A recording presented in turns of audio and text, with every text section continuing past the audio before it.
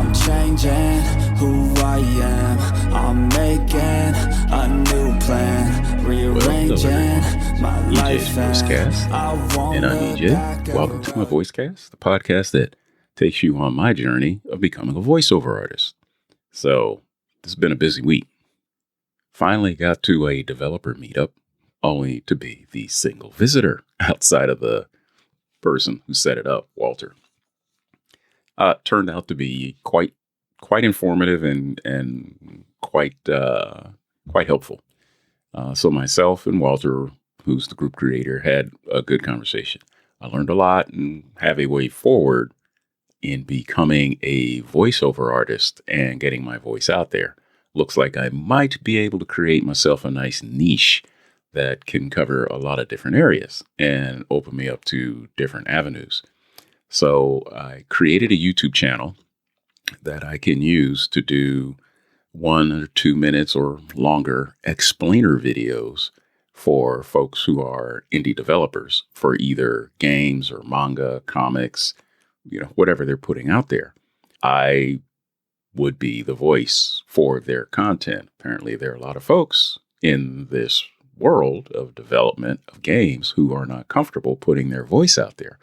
They don't like the way their voice sounds. So there's an opportunity there. I'm going to jump onto it. Hopefully I can do it on the cheap. It doesn't cost me an arm and a leg to do it. So far, so good. During the meetup, I also mentioned about protecting by copyright, so to speak, copyright of whatever it is I'm putting out there. So, no one's grabbing it. We had a discussion on the difference between copyright protection and branding in the world of reality, so to speak, in real life. So, as he explained, folks who have gone with the copyright still have to police their copyright vigorously, obviously. And if you don't have the resources to be out there to make sure some company is not snatching it, well, you're kind of at a loss. So he said you're better off branding yourself. You create a brand, you go by your brand.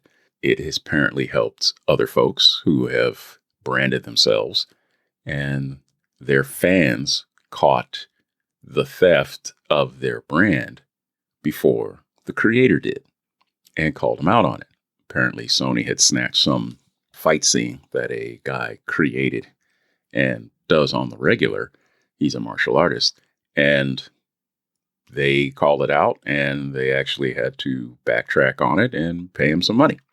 That's the short version of it. I never bothered looking up the long version, to be honest. Sounds like an interesting story, though, and a pretty good case. I went down that rabbit hole and did some reviewing on the USPTO site, the United States Patent and Trademark Office. There was a unique tutorial, very nice tutorials, actually 3 YouTube videos, and I put the link to one of them in my notes. From that, you should be able to find the others, or at least do like I did and go to the USPTO site. And on the splash page, you'll do some clicking around to look up information. But they were listed there as courses that they gave. The first one was the most informative for me. It takes you from the ground up of, basically what the trademarks are and what copyright is. You can also Google that and get a very good, idea of what's the difference between the two and figure out which one helps you the most. Once I submitted, which that was the easy part, submitting it. The difficult part was deciding on what your trademark was going to be, how to create it, and doing the research to find out if anyone else already owned it. In my case, pretty easy. I went out there looking for it for my idea, and there were 0 findings. Nobody was using this. So I'm 90% confident that I did enough work to define a unique trademark. And as the presenter on the video said, there's going to be more digging. There's going to be more research on their part to make sure there's no crossover. So you can have a brand, as they use an example of zebra, and depending on how it's spelled and what it's for, you may or may not get the patent. If you have zebra, the name of your company, and it's associated with t-shirts, somebody else has zebra spelled the same way, but it's associated with car tires, well, both can exist in the same space, just like Dove soap and Dove ice cream, because, companies are not making soap and ice cream. They're making them exclusively. So that's something I learned. Good information. Before you get started, if you decide to go down this road, you'll want to go set up an ID.me account, because you're going to have to verify yourself, and that's how you do it. So on the ID.me account site, you'll log in and follow their instructions to set it up. You will need at least a birth certificate, government ID, your social security number, and a couple of odds and ends so that you can readily identify yourself. You will probably need a US-based phone number. I did this years ago, actually, so I already had one. When you set up the account to get into USPTO, you'll probably need Okta, OKTA, or some other authentication app on your phone. So you'll get, an RSA token basically to establish the account. The account cost in order to submit, it starts at $250, and it can go up from there. And that depends on, I found out after I got in and I set it up, I started picking products that I may want to associate my trademark with. It was $250 just for the trademark. I associated it to like t-shirts and mugs and things like that. And there are different levels that you can associate with. So it actually went up to $750. So yes, it cost me some money. Let's hope it's well spent, because that money is non-refundable. Once you click you're completed, your payment, and you pay, it's done. The money's gone. You're not going to get it back, because that's what they use to fund the USPTO, to do all the research. That's what you're paying for. So if you decide to cancel, maybe you can cancel it, maybe you can't. Once it starts, according to the website, it doesn't stop.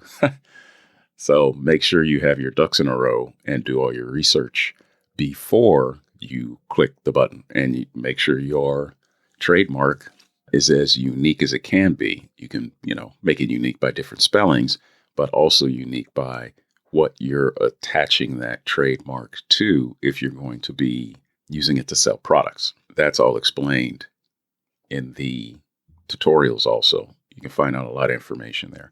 But as I said, it was a pretty easy process, pretty painless. I took my time. I did it over a couple of days, a few hours per day, just doing some reading and studying, and, it worked out pretty well. So we'll see. 12 to 18 months is the time window. I'll keep you posted here if it goes faster, because of my situation, since what I picked, I never found in their database. You also can go the route of finding an attorney, a patent attorney.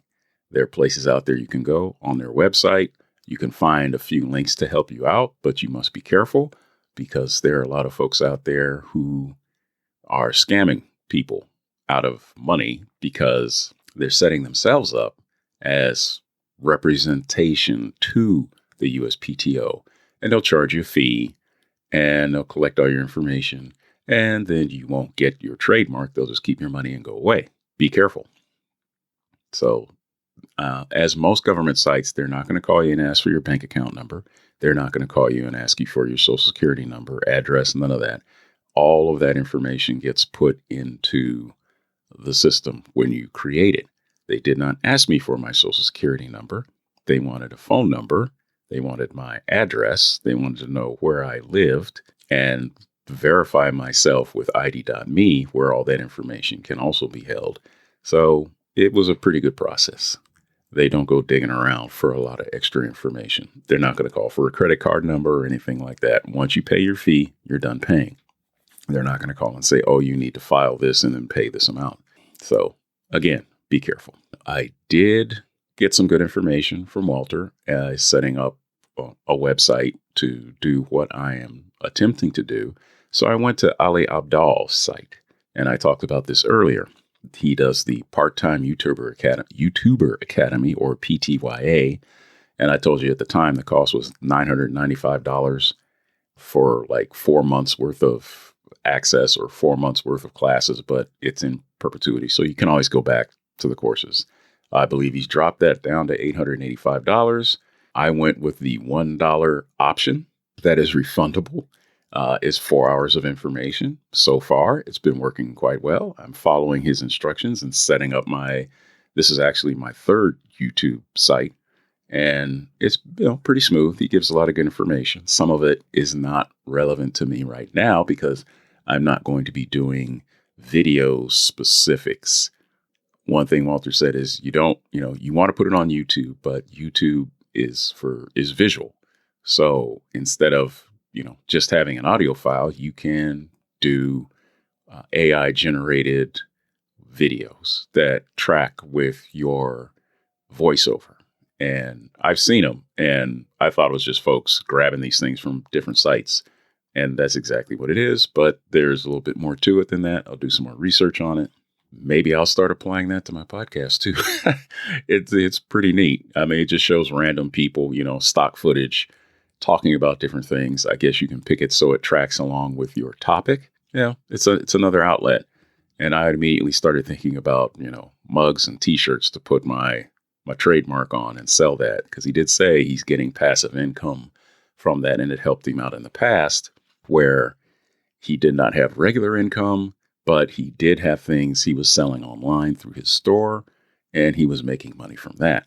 And that was great. And that's one of the things I'm after, is like residual income. So I don't know, maybe breaking into the product market, selling t-shirts and hats with a logo on them. We'll see. Okay. Another good news. I have another short list posted. Last check, now I'm up to 5, of which out of the 5, 1, I believe, has canceled or they decided already and it didn't drop off the listing. So I'm moving along. Feeling pretty good. Trying to work out my schedule. I was so busy Saturday and Sunday that now Monday, today is a holiday, and I'm finally getting this out here. I do need to get the Japanese version of this, so that's going to take some time to consolidate what I've just told you into Japanese and make sure all the context is correct. With that, I'm going to conclude here. Hopefully I gave you everything you needed. Again, the link to the USPTO will be in the show notes. Instead of me trying to read off the gobbledygook at the end of the YouTube URL, I'll just post it in there and you guys can see it, click on it, and go to it and do some reading. I recommend, even if you don't plan on doing a trademark, take a read anyway. It's pretty interesting on how branding works, how the trademark works, along with patents, some of the legalities behind it, and what you can do with it, and why you see some of the things you do see. So, as always, feedback and subscriptions are welcome. The link is at the bottom in the show notes. If you do have any advice or suggestions, that's what the feedback is for. Thank you for joining me on this cast, and I'll catch you on the next episode. And this is my game to play, to claim a brand new name, oh. And I ain't gonna lie to you, I'm a bit nervous that I might screw everything up that I've ever done. But what's the point of living if you ain't having fun? I guess I'll try this, try that, might miss, gotta find what I'm good at. I guess I look here, look there, over where am I scared, where am I at? I gotta make it in this life, whatever makes me happy, know I'm doing things right. Sipping in the summer on a goose and Sprite, or find a nightclub for the end of the night, oh. And we all got dreams, we all want things, but what you gonna do for it, how you gonna move for it, what you gonna be? And do you believe we can do anything?